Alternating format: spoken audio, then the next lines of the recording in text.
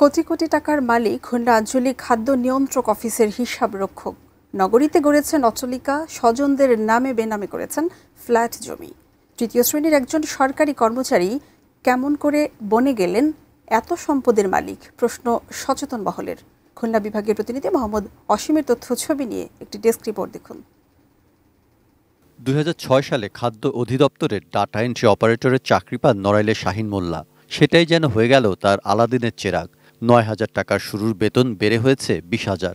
তবে তিনি হয়েছেন কোটি কোটি টাকার মালিক। খুলনা নগরীর মুজগুন্নি দক্ষিণপাড়া এলাকায় রয়েছে তার জমি, উঠছে তার বহুতল ভবন। এছাড়াও রয়েছে বিপুল ব্যাংক ব্যালেন্স, কোটি কোটি টাকার সম্পদ।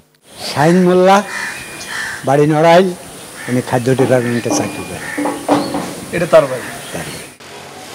অভিযোগ আছে শাহিন মোল্লার ইশারায় চলে খুলনা আঞ্চলিক খাদ্য কর্মকর্তার কার্যালয়।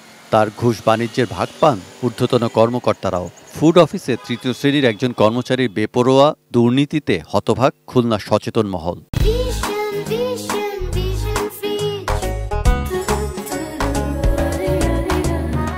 এখানে কিন্তু একটা অপরাধের একটা চেইন থাকে, প্রত্যেক ডিপার্টমেন্টই আছে। একজন একা একা অপরাধ করতে পারে না। যদি দেখা যায় যে এর সাথে এর উপরের কর্মকর্তা, তার উপরে কর্মকর্তা, সবাই কিন্তু সাথে জড়িত, সবাই মিলেই অপরাধ করছে। অপকর্মের খবর জানাজানি হতে থাকায় বিদেশে পালিয়ে যাওয়ার চেষ্টা চালাচ্ছেন শাহিন মোল্লা। যোগাযোগ করা হলে সম্পদের বিষয়টি স্বীকার করে সাংবাদিককে ম্যানেজ করতে চেষ্টা চালান তিনি। ফোনে তো সব কথা বলা যায় না, আমি সরাসরি ফেস্টিভ্যাল বললে বিষয়টা বুঝবেন, ঠিক আছে?